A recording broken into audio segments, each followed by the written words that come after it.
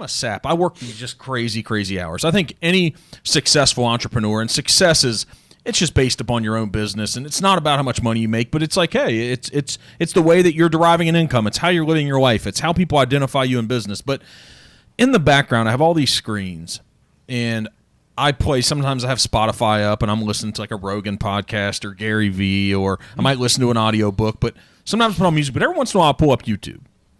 And YouTube's playing in the background. I haven't paid for the upgrade, so I have to click skip ads all the time, and it drives me insane.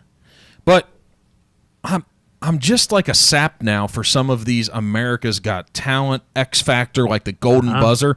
It pulls on my heartstrings, and I need some of that in my life. Yep. This week, I saw a girl that it was probably one of the most touching, one of the most, if we want to call it, heartwarming perspectives. And she said, she was singing, so she came out and she had cancer. I guess she's going to be on this season, or she was on last season. And she had an incredible voice, wrote her own song. It's very tough to get like Simon to be nice to you, right? Because his thing is to be mean. And he was touched, and he teared up a little bit. And he said, wow, that must be really hard to go through what you're going through. And there was this pause, the whole crowd and everything. And she said, it was something to the effect, I'm going to be terrible in saying it, but it was something like, you can't wait for life to be good before you choose to be happy. And she's sitting up there, and this girl's been battling cancer for 4 or 5 years. She still has it in her liver. She's up there singing, and you're like, it's these moments of perspective.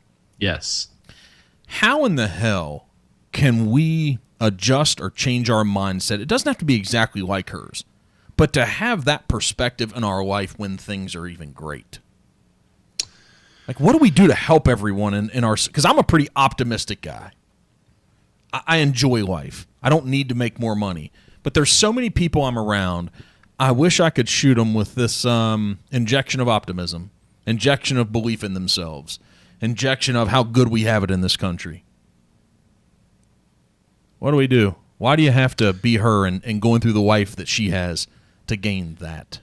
I mean, but that's the thing. Most people have never been in a position either good enough or uncomfortable enough to give them such a different perspective that they're willing to open their mind to that.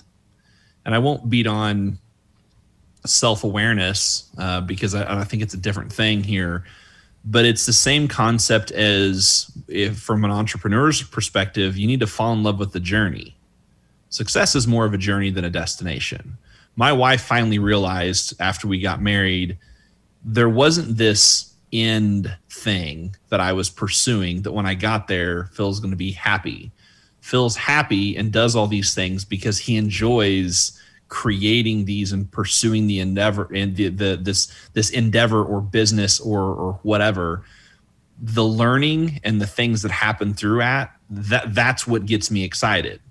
So a more direct answer to your question is, she understood that life doesn't have to be good for you to be happy, because happiness is a decision, not a destination.